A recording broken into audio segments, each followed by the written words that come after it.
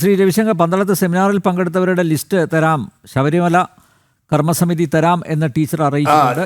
നോക്കൂ, അങ്ങനെയാണെങ്കിൽ ഞാൻ കേട്ടല്ലോ, അതിന്റെയൊക്കെ മറുപടി ഞാൻ കേട്ടു സാർ. എനിക്ക് പങ്കെടുത്തവരുടെ ലിസ്റ്റ് തരാൻ തയ്യാറാണോ? ആ ചോദ്യത്തിന് ഇതുവരെയായും താങ്കൾ മറുപടി തന്നിട്ടില്ല. താങ്കൾ ഒളിച്ചോടുകയാണ്. താങ്കൾ ഈ വിഷയം തന്നെ തീർച്ചയായിട്ടും വരും ദിവസങ്ങളിൽ ദേവസ്വം ബോർഡ് വരും ദിവസങ്ങൾ അന്ന് അവിടെ പ്രസിദ്ധീകരിച്ചിട്ടുണ്ട്. പറയട്ടെ സാർ, ഞാനൊന്ന് പറയട്ടെ സാർ. അന്ന് അവിടെ പറഞ്ഞിട്ടുണ്ട്, ദേവസ്വം മന്ത്രിയും ദേവസ്വം ബോർഡ് പ്രസിഡന്റും. പറയട്ടെ സാർ, വരുന്ന ദിവസങ്ങളിൽ തീർച്ചയായിട്ടും ആ ലിസ്റ്റ് താങ്കളുടെ കൈവശം കിട്ടും. വരുന്ന ദിവസങ്ങളിൽ തീർച്ചയായിട്ടും ദേവസ്വം ബോർഡ് ആ ലിസ്റ്റ് താങ്കളുടെ കയ്യിൽ തരും. ഇവിടെ മറ്റൊരു കാര്യം പറയണം, കഴിഞ്ഞ ബഡ്ജറ്റിൽ പോലും ഒരു പൈസ പോലും ശബരി റെയിലിന് വെച്ചിട്ടില്ല എന്ന് പത്മനാഭൻ സാർ പറഞ്ഞു. സാർ മനസ്സിലാക്കണം, 2021 കേരള ബഡ്ജറ്റിൽ ശബരി റെയിലിന് വേണ്ടി 2000 കോടി രൂപ അനുവദിച്ചിട്ടുണ്ട്. 2000 കോടി രൂപ ഭൂമി ഏറ്റെടുക്കൽ ആരംഭിച്ചിട്ടുണ്ട്. സാറിന് സംശയമുണ്ടെങ്കിൽ വിവരാവകാശം കൊണ്ട് എടുക്കാം. ബഡ്ജറ്റിന്റെ കോപ്പി സാറിന്റെ കൈവശം എടുക്കാം. ഞാൻ അതിനെ കുറിച്ച് കൂടുതൽ പറയുന്നില്ല. 50% പങ്കാളിത്തം കേരള ഗവൺമെന്റ് ഏറ്റെടുക്കാം. 2021 2000 കോടി അനുവദിച്ച പിന്നെ എന്താ സാർ, എന്നും അനുവദിക്കണോ? എന്നും അനുവദിക്കണോ? എന്നിട്ട് എന്നും അനുവദിക്കേണ്ട കാര്യമില്ലല്ലോ. 2000 കോടി രൂപ അവിടെയുണ്ട്. ഈ ശബരി റെയിലിന് വേണ്ടി കേരള സംസ്ഥാന സർക്കാർ മുടക്കാൻ തയ്യാറാണ് എന്ന് അറിയിച്ചിട്ടുണ്ട്.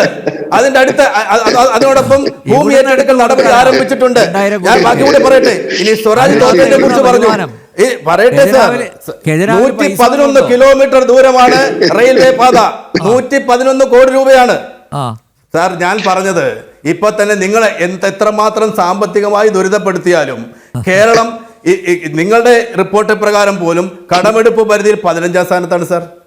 വളരെ ക്രിയാത്മകമായി മുമ്പോട്ട് പോകുന്നുണ്ട് സാർ. കേരളത്തിലെ കാര്യങ്ങൾ, കേരളത്തിലെ വികസന പ്രവർത്തനങ്ങൾ മുമ്പോട്ട് പോകുന്നുണ്ട്. ഈ 2000 കോടി രൂപയൊന്നും കേരള സംസ്ഥാനത്തെ സംബന്ധിച്ച് ഒരു കാര്യമല്ല സാർ. അതുണ്ടാവും, അത് അവിടെ നിൽക്കട്ടെ. രണ്ടാമത്തെ കാര്യം, യുവതീ പ്രവേശനവുമായി ബന്ധപ്പെട്ട് സുപ്രീം കോടതി ഒന്ന് പറയട്ടെ സാർ. സുപ്രീം കോടതി ഒരു വിധി പ്രഖ്യാപിച്ചപ്പോ ആ വിധിയെ സ്വാഗതം ചെയ്ത ആളുകളാണ് സാർ മോഹൻ ഭഗവത് സാർ. പറയട്ടെ, മോഹൻ ഭഗവത് സാർ അടക്കമുള്ള ഇന്ത്യയിലെ നാഗ്പൂരിലെ സമ്മേളനം യുവതികൾ അമ്പലത്തിൽ കയറണമെന്നാണ് സാർ. യുവതികൾ അമ്പലത്തിൽ കയറണമെന്നാണ് സാർ. അല്ലാതെ RSS അതിന് പറഞ്ഞിട്ടില്ല സാർ. ഇവിടെ ആവശ്യമില്ലാത്ത കാര്യങ്ങൾ മുസ്ലിം വോട്ടുകൾ സാർ. ഒന്നുകൂടെ പറഞ്ഞോട്ടെ, മുസ്ലിം വോട്ടുകൾ കമ്മ്യൂണിസ്റ്റ് പാർട്ടിക്ക് സാർ കമ്മ്യൂണിസ്റ്റ് പാർട്ടിയുടെ ഏറ്റവും വലിയ വോട്ട് കൊടുക്കുന്ന ആളുകൾ ഹിന്ദുക്കളാണ് സാർ. അത് മനസ്സിലാക്കാതാണ് പറയുന്നത്. കേവലം 2% വോട്ടുകൾ മാത്രമാണ് ഞങ്ങൾ മുസ്ലിം വോട്ടുകൾ കിട്ടുന്നത്. 2% വോട്ടുകളാണ് സാർ ഞങ്ങൾക്ക് ക്രിസ്ത്യാനികളുടെ കയ്യിൽ നിന്ന് കിട്ടുന്നത്. ബാക്കിയെല്ലാം ഹിന്ദു വോട്ടുകളാണ് സാർ. ഞങ്ങൾ ഈ രാജ്യത്തെ ഹിന്ദുക്കളെ ഭിന്നിപ്പിക്കാനോ ഈ രാജ്യത്തെ ഹിന്ദുക്കളെ ഉദ്ധരിക്കാനോ നടക്കുന്നവരല്ല സാർ.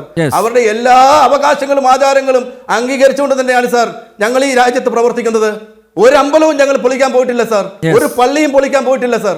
ഞങ്ങൾ എല്ലാ ആരാധനാലയങ്ങളെയും ഒരുപോലെ കാണുന്നവരാണ് സാർ. ഞങ്ങൾക്ക് അതിനപ്പുറത്ത് ഒരു കാര്യവുമില്ല. അത് മനസ്സിലാക്കാതെയാണ് ആളുകൾ പറയുന്നത്. എത്ര വിചിത്രമായ വാദമാണ് ഞങ്ങളെ കുറിച്ച് പറയുന്നത്. താങ്കൾ വാക്ക് തന്നിരിക്കുകയാണ്. ഇവിടെ പമ്പയിൽ പങ്കെടുത്തവരുടെ കണക്ക് അല്ലെങ്കിൽ പേര് വിവരങ്ങൾ കൃത്യമായിട്ട് തരാം എന്ന് പറഞ്ഞിട്ടുണ്ട് ദേവസ്വം ബോർഡ്. അതുപോലെ സർക്കാർ ഒരാഴ്ചയായിട്ടും ഇതുവരെയായും അതിനെക്കുറിച്ച് കമാന്നൊരക്ഷരം മിണ്ടിയിട്ടില്ല.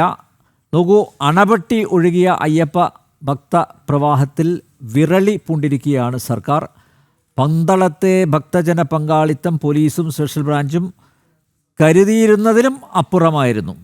ഭക്തജന പങ്കാളിത്തം മുൻകൂട്ടി കാണുന്നതിൽ വീഴ്ച വരുത്തിയതിലാണ് ഇപ്പോൾ പോലീസ് ഉദ്യോഗസ്ഥർക്ക് മെമ്മോ കൊടുത്തിരിക്കുന്നത്.